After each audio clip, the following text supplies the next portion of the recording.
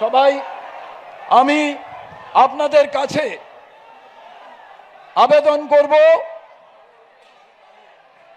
প্রথমেই আজকে আপনারা জানেন যে আমাদের নেতা রাহুল গান্ধীকে এই শ্রীরামপুরের মাটি, হুগলির মাটিতে মিটিং করতে যাতে না পারে তার জন্য অনেক চেষ্টা হয়েছে।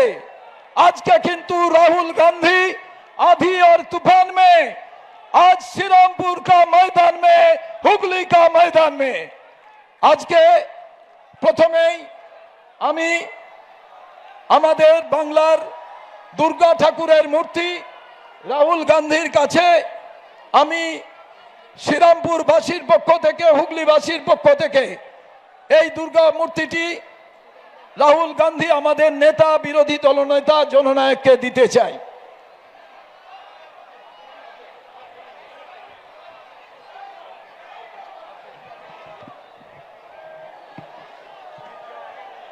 कांग्रेस पार्टी, हाथ उठाओ, हाथ लगता है ना इलेक्शन है। कांग्रेस पार्टी, राहुल गांधी, राहुल गांधी, शुभंकर सरकार, शुभंकर सरकार।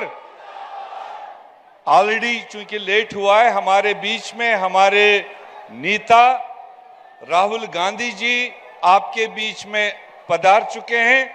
हम आपका टाइम नहीं लेते हुए सीधे गुजारिश करेंगे हमारे आपके सबके नेता राहुल गांधी जी को, वो आपसे बात करें और किन किन कठिनाइयों के बाद वो आपके बीच में आए, आप सबको जानकारी है। जो हमारे विरोधी भाजपा और टीएमसी दोनों ने कोशिश की थी कि राहुल गांधी जी श्रीरामपुर नहीं आए, मगर ये राहुल गांधी जी का करेज है, राहुल गांधी जी की नीयत थी। श्रीरामपुर के लोगों को, हुगली के लोगों को मैं अपनी अपील करूंगा, और कितना भी अड़चन लाया मगर राहुल गांधी जी आपके बीच में आए और आपसे बात करेंगे। जोरदार तालियों के साथ राहुल जी को, जोरदार, मजा नहीं आ रहा है, और जोरदार तालियों के साथ राहुल जी को।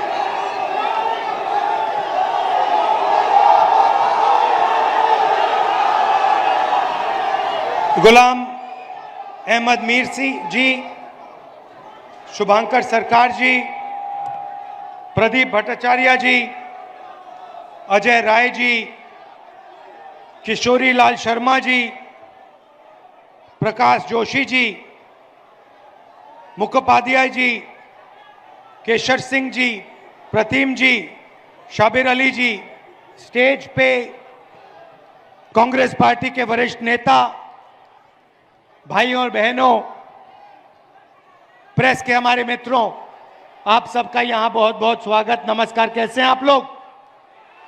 ठीक है। बंगाल में चुनाव आ रहा है और देश में दो विचारधाराओं के बीच में लड़ाई हो रही है। एक तरफ कांग्रेस पार्टी संविधान, एकता और भाईचारा, और दूसरी तरफ बीजेपी, आरएसएस, नफरत, हिंसा और अहंकार, इन दोनों के बीच में लड़ाई हो रही है। आप जानते हो कि देश में जहां भी नरेंद्र मोदी जाते हैं, जहां भी आरएसएस के लोग जाते हैं, बीजेपी के लोग जाते हैं, वो सिर्फ नफरत फैलाने का काम करते हैं। एक धर्म को दूसरे धर्म से लड़ाते हैं, एक जात को दूसरी जात से लड़ाते हैं, लोगों को डराते हैं। भाइयों और बहनों, कुछ साल पहले कांग्रेस पार्टी ने कन्याकुमारी से लेकर कश्मीर तक एक यात्रा की, भारत जोड़ो यात्रा।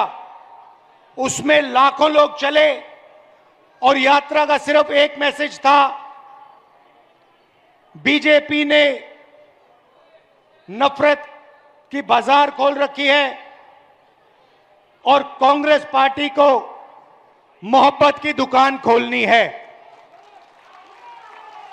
ये हमारी विचारधारा है। इस विचारधारा से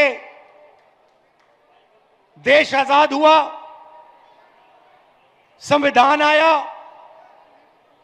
और देश मजबूत हुआ।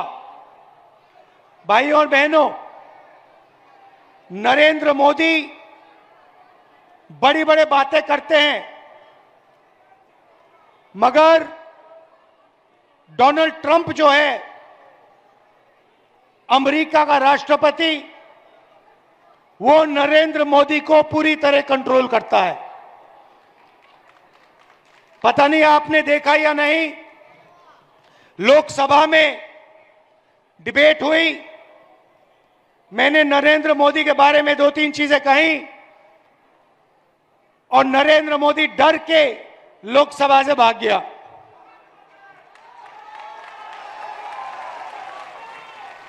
उसने यूएस इंडिया डील की। यूएस इंडिया डील में उसने हमारे कृषि का सेक्टर बेच दिया, स्मॉल और मीडियम इंडस्ट्री बेच दी, एनर्जी सिक्योरिटी बेच दी और देश का पूरा डेटा उसने अमेरिका के हवाले कर दिया। कोई भी प्रधानमंत्री बिना दबाव के ऐसा काम नहीं कर सकता है। भाइयों और बहनों, डोनाल्ड ट्रंप के पास 2 हथियार हैं। पहला हथियार, नाम आपने सुना होगा, एप्स्टीन, जिसमें नरेंद्र मोदी का पूरा चरित्र जो है, इमेज जो है, उसका जवाब एप्स्टीन फाइल में पड़ा हुआ है। और डोनाल्ड ट्रंप जानता है कि जिस दिन उसने एप्स्टीन फाइल्स खोल दी, उस दिन नरेंद्र मोदी खत्म हो जाएगा। दूसरी बात, अदानी, नाम सुना है आपने? नरेंद्र मोदी अदानी को पूरा देश बेच रहा है।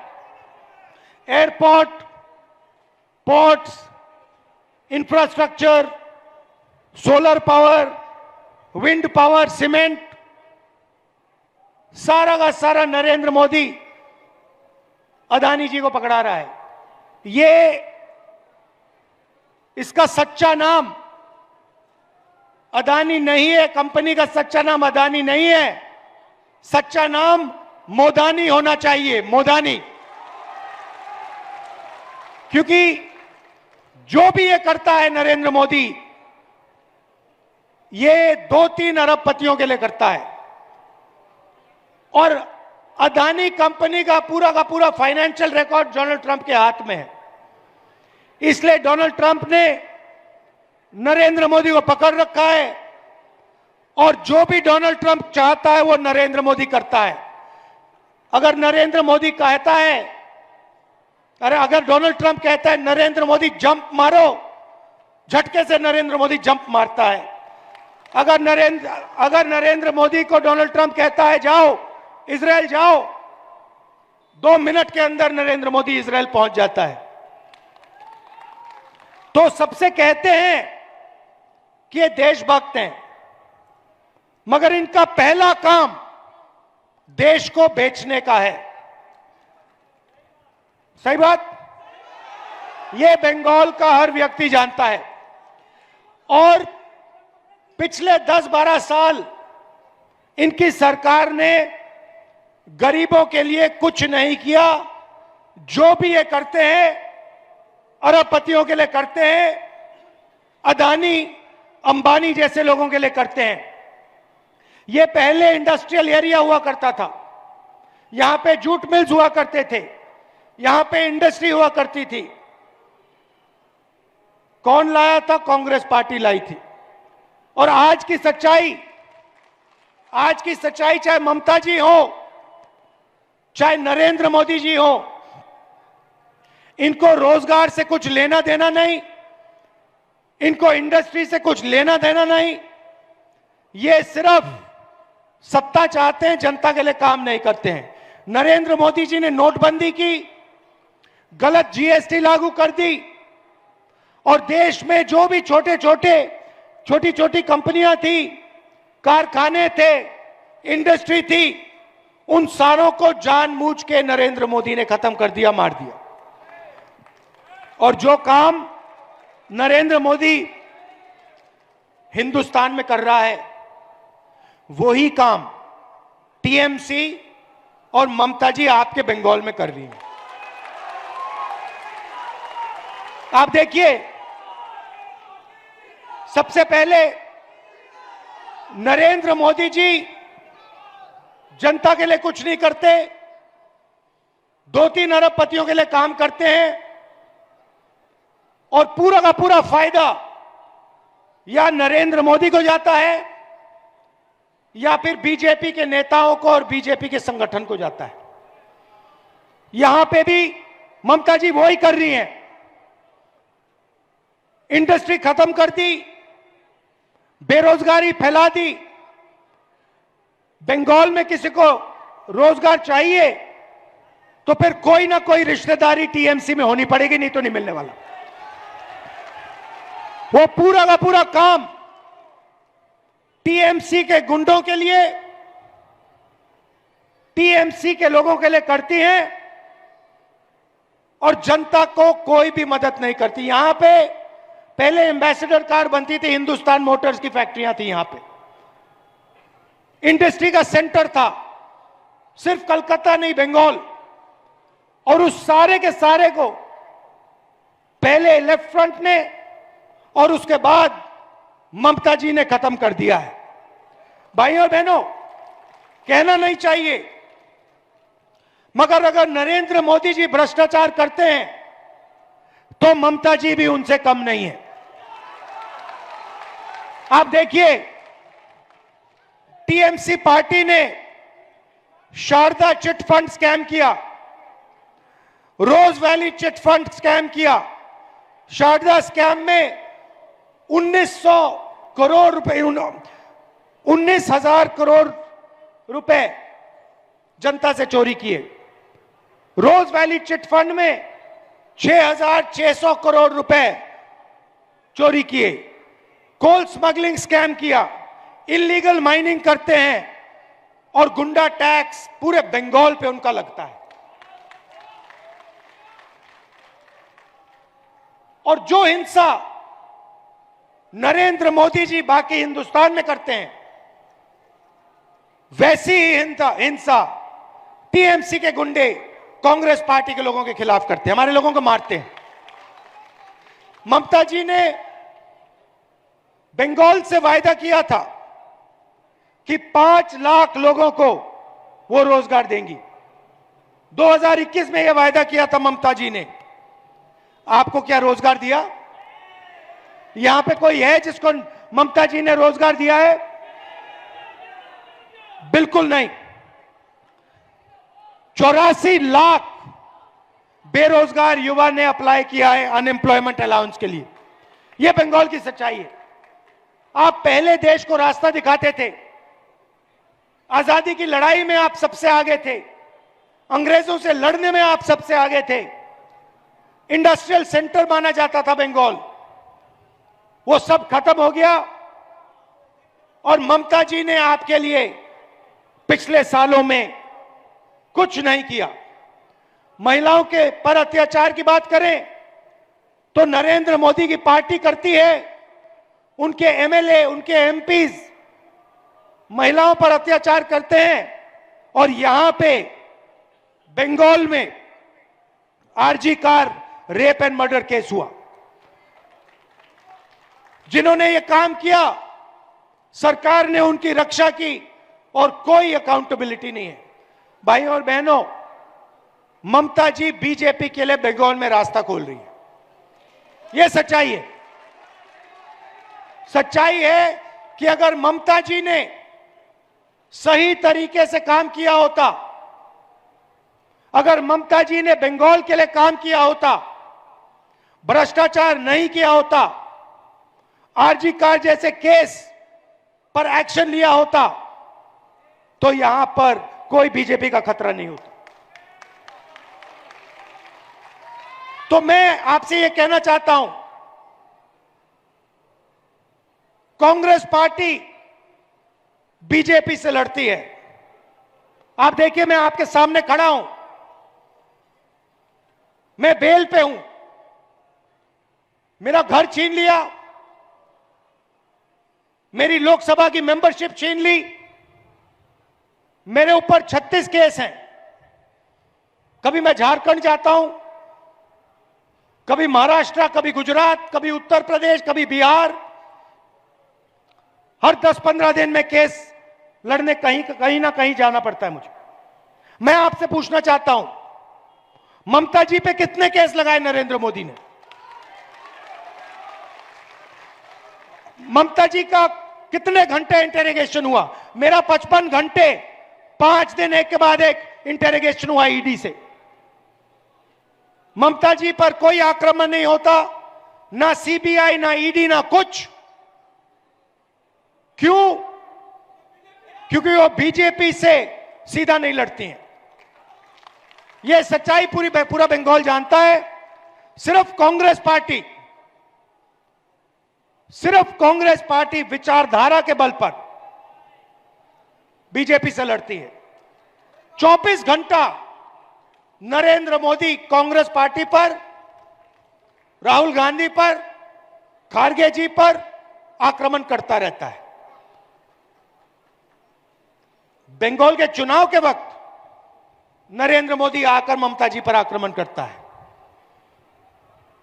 मगर आप देखना, बंगाल का चुनाव खत्म होगा, नरेंद्र मोदी ममता जी के बारे में कुछ नहीं कहेगा, क्योंकि वह जानता है कि हिंदुस्तान में सिर्फ एक शक्ति आरएसएस, बीजेपी और नरेंद्र मोदी को हरा सकती है, और वो शक्ति कांग्रेस पार्टी है, कांग्रेस पार्टी की विचारधारा है। भाइयों और बहनों, आप कांग्रेस पार्टी को यहां मजबूत कीजिए, घबराइए मत। कांग्रेस पार्टी को आप यहां वोट दीजिए, कांग्रेस पार्टी को मजबूत कीजिए, हमारे कैंडिडेट्स को विधानसभा में भेजिए, क्योंकि वही रास्ता है आरएसएस और बीजेपी को हिंदुस्तान से हटाने का। नरेंद्र मोदी को ममता जी की पार्टी नरेंद्र मोदी को हिंदुस्तान में नहीं हरा सकती है। नरेंद्र मोदी ये बात जानता है। नरेंद्र मोदी को असली खतरा कांग्रेस पार्टी और कांग्रेस पार्टी की विचारधारा से। यह मैसेज आपको देना चाहता था। कांग्रेस पार्टी को आप पूरा समर्थन दीजिए, दिल से समर्थन दीजिए, कांग्रेस पार्टी की विचारधारा की रक्षा कीजिए, कांग्रेस पार्टी की विचारधारा से जुड़िए, और फिर देखिए हम बीजेपी का क्या करते हैं। हम चाहते हैं कि बंगाल एक बार फिर देश को रास्ता दिखाए। हम चाहते हैं कि एक बार फिर बंगाल हिंदुस्तान का इंडस्ट्रियल सेंटर बने। हम चाहते हैं कि एक बार फिर बंगाल में बेरोजगारी खत्म हो। इसीलिए आप कांग्रेस पार्टी को समर्थन दीजिए। यहां पे शुभांकर जी हैं, आइए जरा। ये पूरे दम से लड़ते हैं, बीजेपी के खिलाफ लड़ते हैं। इनका पूरा समर्थन कीजिए, इनको जिताइए और कांग्रेस पार्टी की यहां सरकार लाइए। बहुत बहुत धन्यवाद। नमस्कार, जय हिंद।